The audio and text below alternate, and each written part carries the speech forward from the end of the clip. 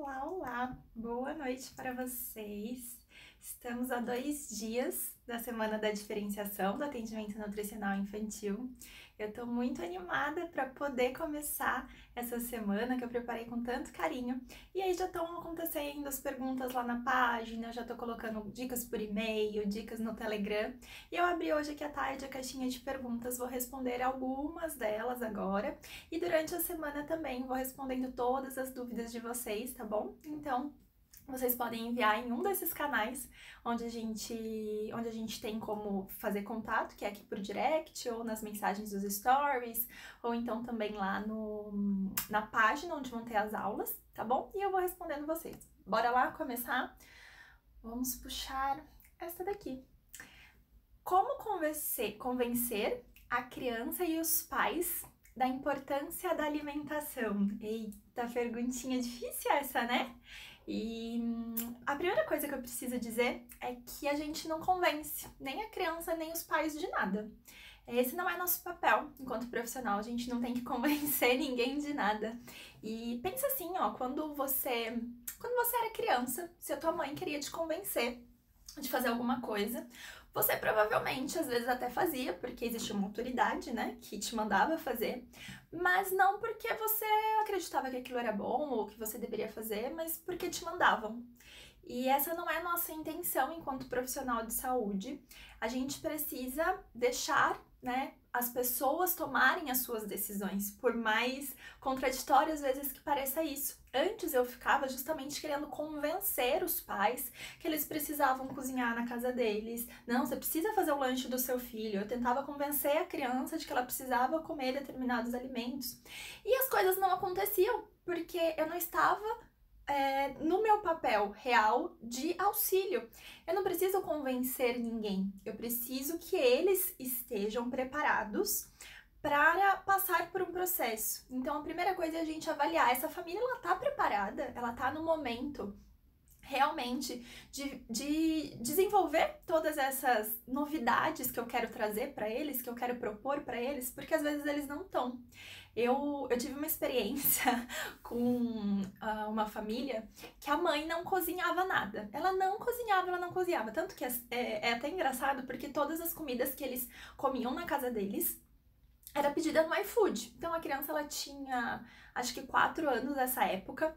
E sabe quando as outras criancinhas elas brincam de comidinha com panelinha, coisas do tipo? O brincar de comidinha dele era pegar o celular e fingir que estava pedindo a comida no celular, porque era como acontecia na casa dele, era a realidade da casa dele.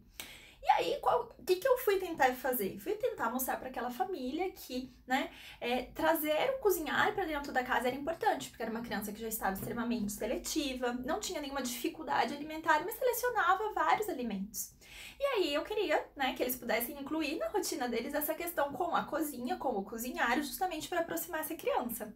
Mas, gente, aquela família não estava preparada ainda para aquilo. E o que aconteceu? A primeira vez que essa família foi para a cozinha, a mãe cortou uma pontinha assim do dedo, sabe? Foi grave, de verdade. Precisou ir pro hospital, tudo, tomar lá, sei lá quantos pontos. E o legal que foi assim, não foi nada que eu mandei ela fazer, eu estava estimulando, ela foi e resolveu fazer. Mas isso aconteceu. E aí? Sabe o que veio depois disso? Ela falou, Carol, não é pra mim, não adianta, eu não quero cozinhar, eu não gosto de cozinhar, eu não vou cozinhar. E se o processo tiver que ir por esse lado, não vai ser o caminho. E aí que eu fui entendendo que, na verdade, o meu papel não era convencê-los a ir para a cozinha, mas sabendo que para a criança esse contato era importante, com o cozinhar, era ver como dentro daquela rotina, daquela família, cabia isso, entende? Então a gente não precisa ficar convencendo o outro de nada. Agora a gente pode sim ajudar essa família, ajudar essa criança na condução ali na hora do atendimento, ou seja, no grupo de educação alimentar e nutricional, a gente pode ajudar que eles encontrem que soluções se aplicam para a vida deles. Porque às vezes a solução que eu tenho não é a solução que vai resolver para eles, sabe?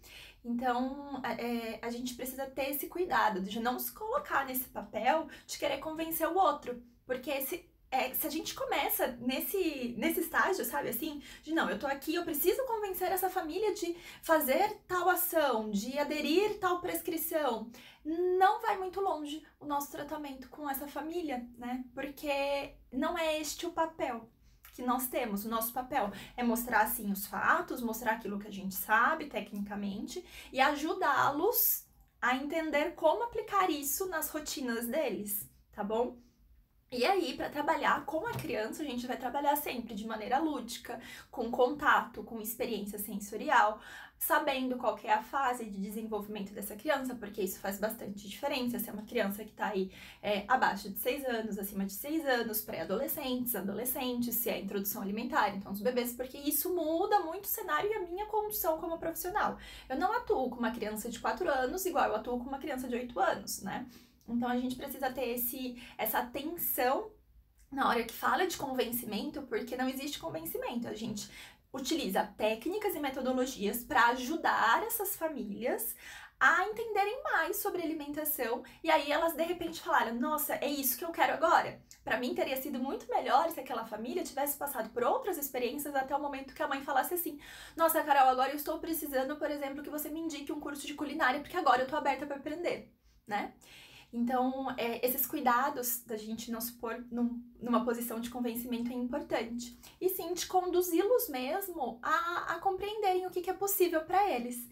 E aí, quando eles veem que é possível e eles alcançam uma primeira etapa que talvez para nós nutricionistas seja muito pequena, talvez, assim, sabe? Porque é básica e a gente fala: não, eu tenho condições de entregar mais, porque eu sou capaz de entregar mais, eu sei mais sobre isso.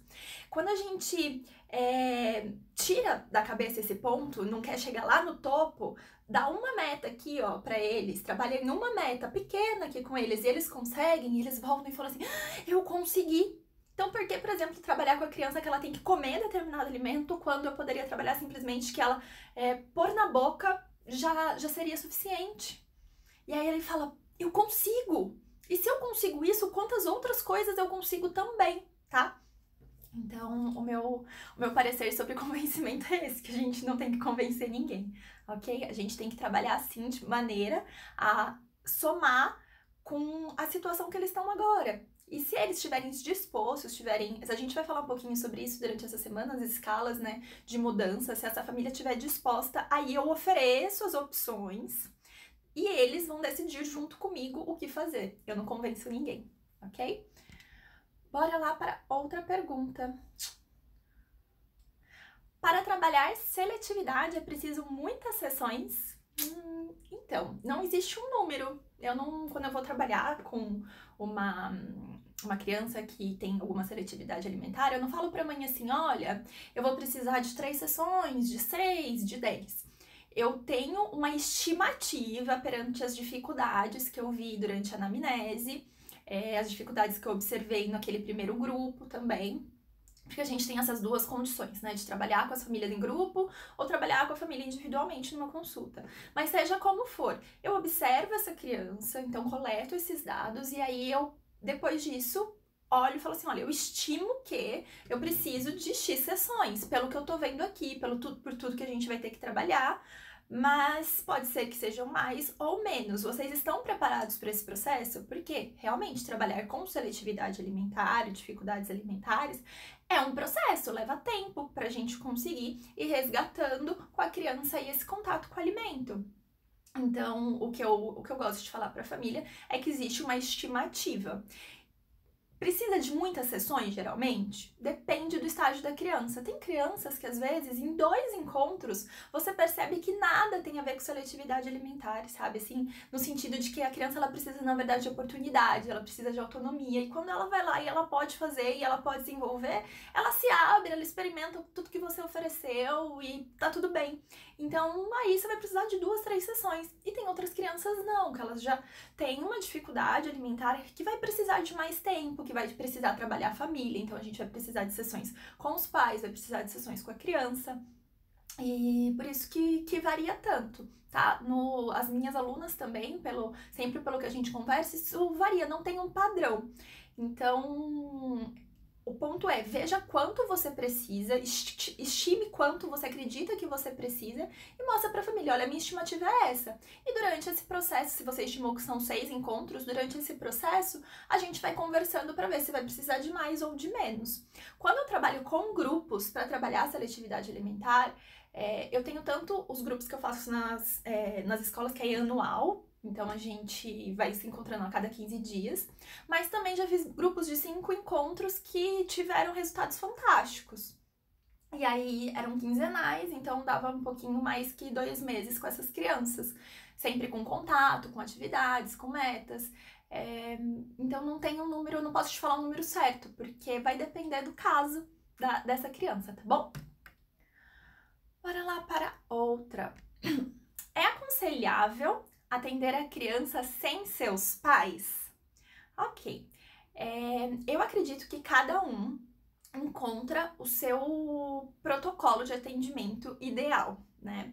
Eu tenho conhecidas que elas atendem numa primeira sessão a família inteira, numa primeira consulta, e aí depois elas atendem algumas consultas a criança, outras consultas os pais das crianças. Eu tenho quem atende somente os pais, tá? Eu acho que só assim, quando a gente fala de consulta individual, atender apenas a criança não funciona tão bem, a não ser que a gente já esteja falando de uma criança adolescente, uma criança maior, que a gente vai ter mais momentos com essa criança. Agora, se você tá me perguntando assim, não, Carol, eu vou trabalhar os pais, eu vou ter esse contato, é claro, porque são os pais que fazem as compras, né? São os pais que determinam quem entra em casa, são os pais que vão trabalhar esse exemplo na casa também.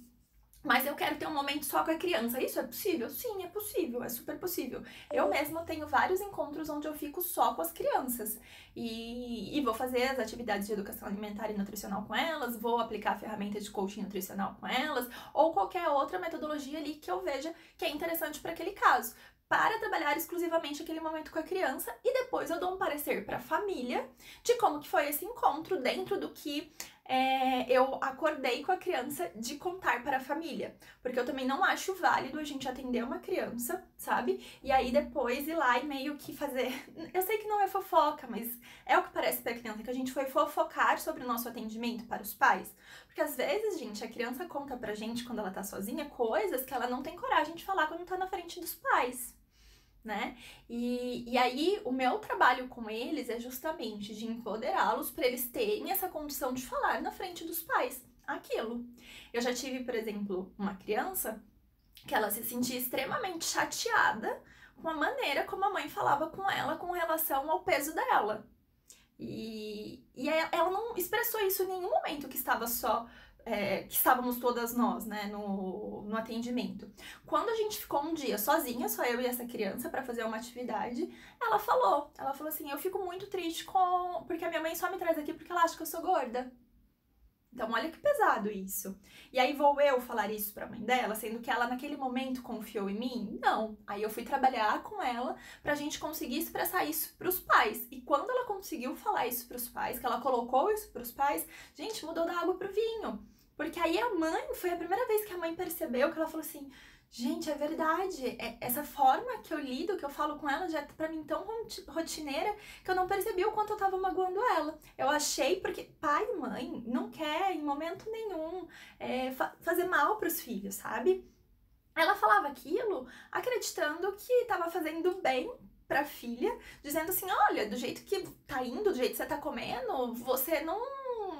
que era a expressão que ela usava, né? Você vai ficar gorda e aí você não vai ter condições de correr, que você gosta, brincar com as coisas que você gosta, tinha lá os esportes que ela fazia.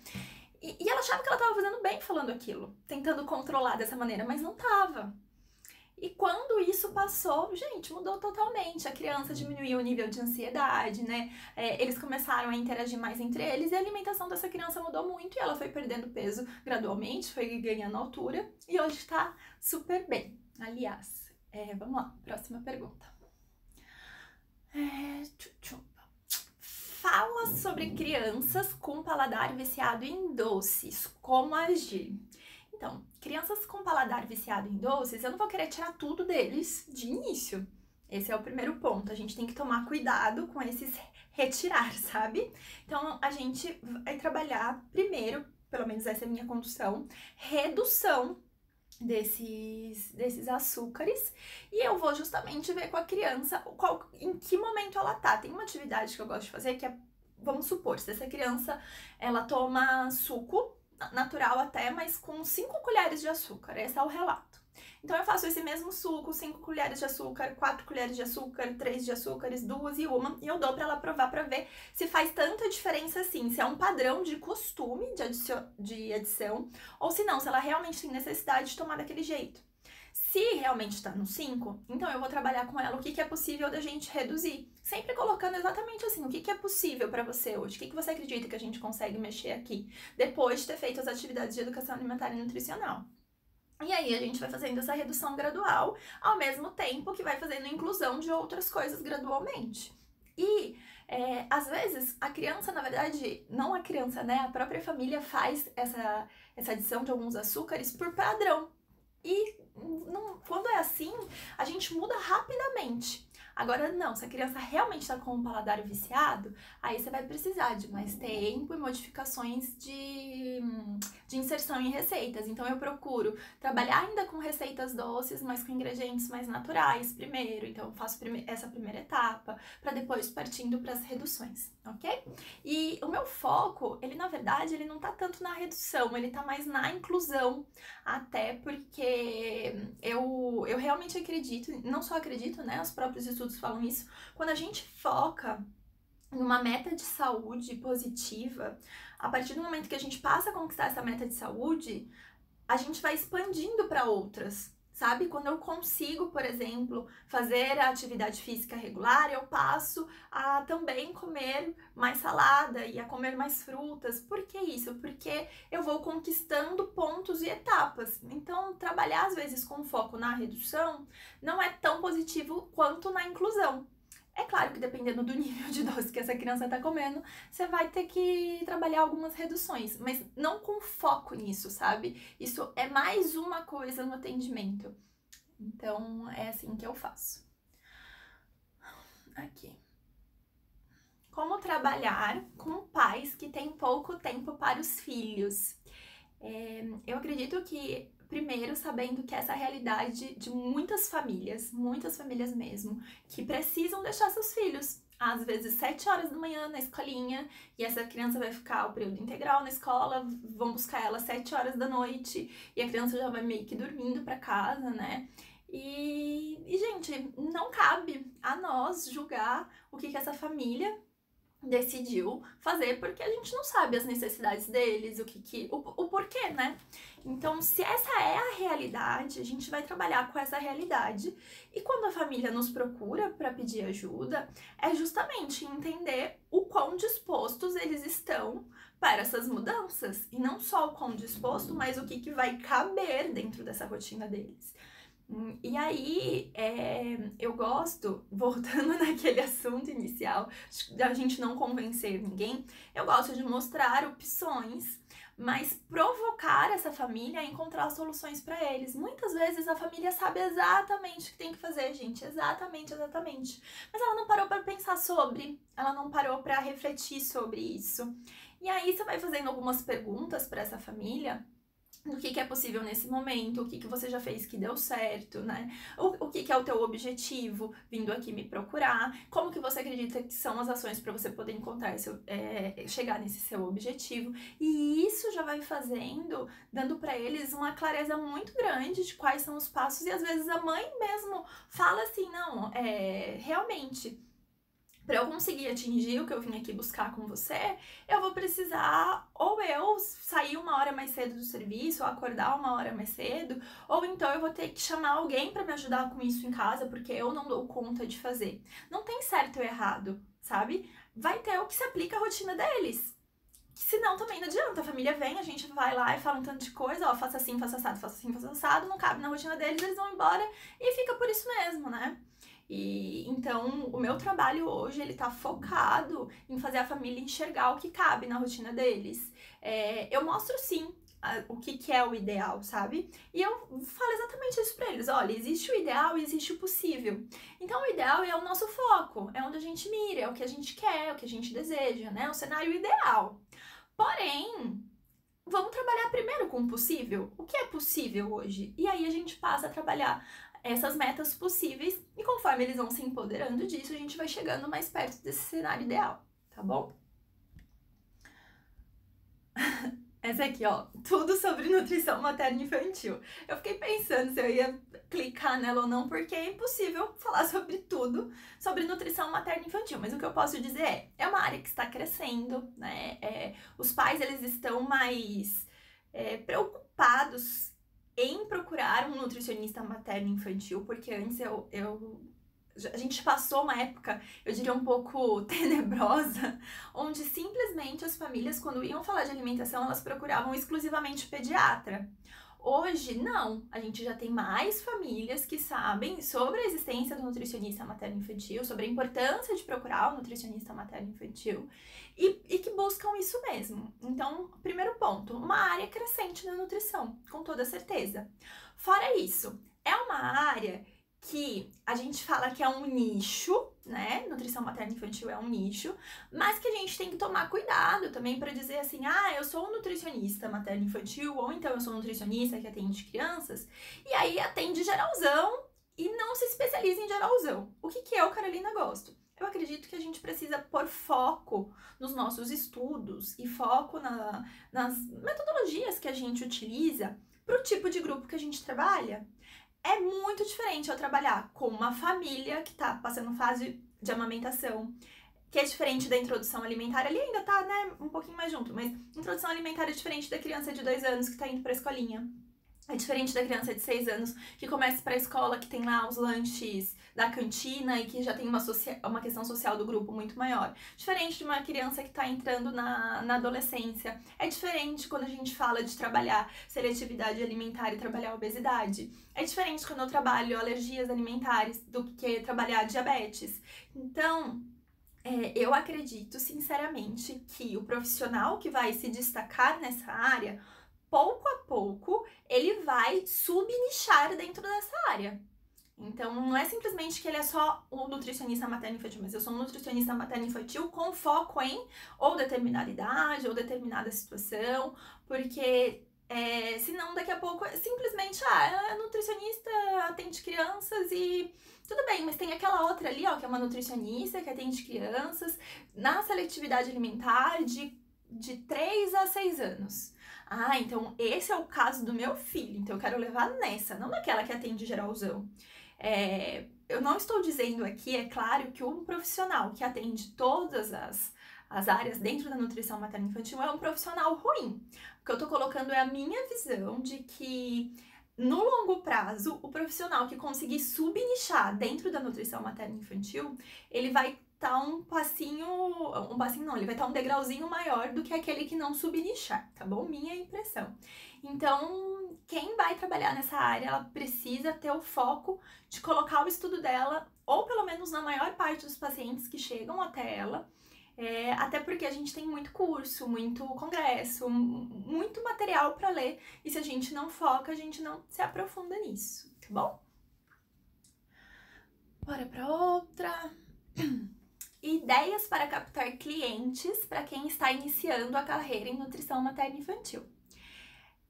Posicionamento. O que é posicionamento? Quem é você? Quem você atende? Né? Então, você se posicionar como uma nutricionista que atende determinada idade, determinada situação, porque isso atrai. Foi o que eu falei ainda há pouco, que é diferente eu falar eu atendo crianças do que eu atendo crianças com sobrepeso. Se eu sou mãe de criança com sobrepeso, eu vou me identificar primeiro com aquela que tá falando que atende justamente o caso do meu filho. Então, esse é um ponto, né? A gente ter esse posicionamento de quem a gente atende. Carol, mas eu tô começando, eu não quero subnichar agora. Então, se posicione como nutricionista que atende criança, pelo menos. Porque o que eu vejo é assim, atende adulto, idoso, criança, papagaio. Sabe? Então, não, gente, vamos nos posicionar e decidir que nicho a gente atende. E tá tudo bem, quando te ligarem e não for daquele nicho, você tenha colegas da tua região para indicar. Outra coisa, redes sociais. Todo mundo hoje olha a rede social antes de aderir a um serviço, aderir a um produto. Você com certeza faz isso. Antes de decidir se você vai fechar com a moça da sobrancelha, você entra lá para ver se ela tem Instagram, para ver fotos das sobrancelhas que ela faz. A mãe e o pai, ela vai fazer a mesma coisa com você, ela vai querer saber mais sobre você. Então, se você não tem redes sociais que mostrem um pouco do seu trabalho, eu acredito que isso dificulta a entrada. E as próprias redes sociais, elas não são apenas para ser a vitrine do trabalho, né? Não é apenas isso. Mesmo nas redes sociais a gente consegue entregar valor. O que é isso? Entregar dicas, entregar receitas, entregar, se comunicar com essa mãe, porque não é com a criança que a gente vai se comunicar na rede social, né? Se comunicar com essa mãe para ela entender que você pode sim ajudá-la. Então você vai lá e você ajuda de verdade. Mas não, você entende que não é focado no filho dela? Você fala assim, olha, existe esse caminho e eu posso ainda te ajudar com mais. Eu atendo crianças e isso atrai essas mães para você. Esse é um outro ponto. Fazer parcerias. Nossa, gente, fazer parceria com um consultório de pediatras, tá? Fazer parcerias com escolas, fazer parcerias com fonoaudiólogos, enfim, com outros profissionais de saúde. Para quem tá começando, é bem importante fazer parcerias, até porque durante o atendimento você vai precisar de parceiros para indicar. E eles vão te indicar também. Ah, Carol, mas eu tô começando agora, não tenho ninguém para indicar para eles agora. Tá tudo bem, o que você pode oferecer de diferente, então? Será que você pode ir naquele no pediatra mais cheio da tua cidade e falar assim, olha, estou trabalhando com crianças, estou buscando um pediatra parceiro, gostaria que você conhecesse meu trabalho, vocês conversam. Eu posso vir aqui um horário de atendimento para a gente fazer uma roda de conversa com as mães que estiverem aqui e você pode oferecer algo de diferente. Nesse começo, não necessariamente você vai oferecer os teus pacientes, porque você ainda não tem. Mas ao longo prazo, conforme você for crescendo, você vai ter essa condição. Hoje, o que você pode oferecer hoje para outra pessoa? Porque parceria é via de mão dupla. O ponto é, tem gente que acha que parceria é ir lá, chega no consultório tô falando do pediatra aqui por si, né? Mas chega no outro e fala assim, ó, tá aqui os meus cartões, entrega para os teus pacientes. Isso não é parceria, tá, gente? Isso é panfletagem. Então, quando a gente faz parcerias, a gente ajuda o nosso parceiro nos ajuda e a gente pode ajudar não simplesmente indicando pacientes, como eu disse, tá bom? Vamos lá, mais uma. Só um segundo, eu vou pôr o meu carregador aqui, ó. Daqui a pouco vocês vão sumir, deu 5% de bateria no meu celular. Aí, foi. Ah, tem uma última aqui. Seu curso Brincar de Comer serve para consultório ou só para quem vai trabalhar em escolas? Serve para os dois. O programa Brincar de Comer, ele é um curso sobre educação alimentar e nutricional lúdica com pré-escolares. A aplicação tanto para consultório, quanto para escola, quanto para centros de recreação, quanto para grupos que você vai fazer na casa de alguém. Então, ele tá focado na educação alimentar e lúdica e não necessariamente na escola, tá bom? Gente, mais alguma pergunta aí? Pode mandar nos comentários se alguém tiver. Deixa eu rodar para ver se surgiu alguma. E vocês estão sabendo, segunda-feira começamos a Semana da Diferenciação, certo? Eu tô esperando todo mundo lá.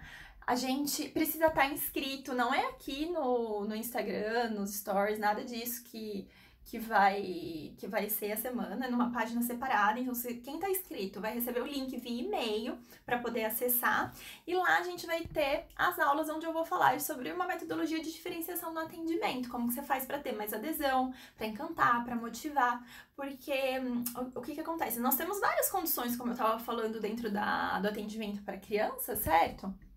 Que a gente encontra nos nossos atendimentos: obesidade, seletividade, alergia, colesterol alto, diabetes e um tanto de outras questões.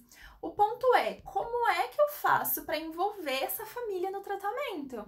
O que eu faço para trazer esses pais para a responsabilidade que a gente espera para que a criança tenha condições, sim, de aderir àquela prescrição que nós estamos fazendo. Então, o trabalho aí durante essa semana meu com vocês vai ser ajudar justamente com essa parte de adesão, de motivação, que nada tem a ver com convencimento, nada tem a ver com a gente ficar lá batalhando no consultório para convencer o outro a fazer algo que a gente sabe que é o melhor. Tudo bem, a gente sabe, mas e aí? Como que a gente faz? Eles colocarem em prática. Como é que faz a criança comer? Como é que faz o pai comprar, o pai preparar? Como é que é isso, né? Então, vai ser sobre essa fala. Quem não tá no Telegram, me chama no direct, que eu passo o link pelo Telegram. Até hoje eu coloquei algumas dicas legais pra gente trabalhar Mindful Eating com as crianças. Eu vou falar até um pouquinho mais aqui agora sobre a questão de o que a gente pode fazer praticamente sobre Mindful Eating. No horário de atendimento, você pode fazer as meditações da uva passa, a meditação de chocolate, tá? Que é usar aquelas perguntas, em resumo, eu não vou colocar aqui a meditação inteira, mas você usa aquelas perguntas justamente para fazer a criança se conectar com esse alimento que tá na boca. Eu tive uma experiência de fazer isso nas turmas de ensino fundamental, desde o primeiro ano até o 9º ano, com um chocolate meio amargo. Gente, foi muito, mas foi muito legal, muito mesmo, assim, as crianças, elas ficaram meses falando sobre aquela atividade. Pra quem não conhece também, assim, a gente pega um chocolate e a gente faz um momento de relaxamento, de atenção plena ao momento, então a gente vai explorar sensorialmente esse alimento. Não é simplesmente abrir e pôr na boca, é o barulho que faz na hora que o pacotinho lá abre, né? É o cheiro que emana e a gente sente esse cheiro de perto, como é que é isso? Nossa, como que é essa textura que eu sinto nos meus dedos segurando esse chocolate que se aproxima do meu nariz? Eu coloco ele na boca, em cima da língua. Não mordo, não mastigo, procuro sentir se ele tá derretendo na minha língua, se ele não tá, jogo para um lado, jogo para o outro, que sabor eu sinto, mastigo sem engolir, que barulhos isso faz, e aí eu engulo. E as crianças, elas ficaram enlouquecidas com essa atividade, inclusive eu vi elas o movimento da atividade se repetir depois para outros alimentos. Que eles falavam, agora eu quero ser cientista desse alimento aqui que vocês prepararam hoje. E era muito interessante porque, às vezes, o que a gente faz, né? Criançada, come rapidinho, porque a gente tem hora e vambora. E quando a criança ela tem esse momento de percepção, ela fala, nossa, eu gosto disso. Ou então, nossa, chocolate amargo tem um gosto muito diferente do que eu tô acostumada. Ou se a gente trabalha com chocolate comum, às vezes eu já tive criança meio que viciada em chocolate, que na hora que a gente fez esse trabalho, ela falou assim, nossa, Carol, olha, isso tem um gosto bem ruim, viu? Por quê?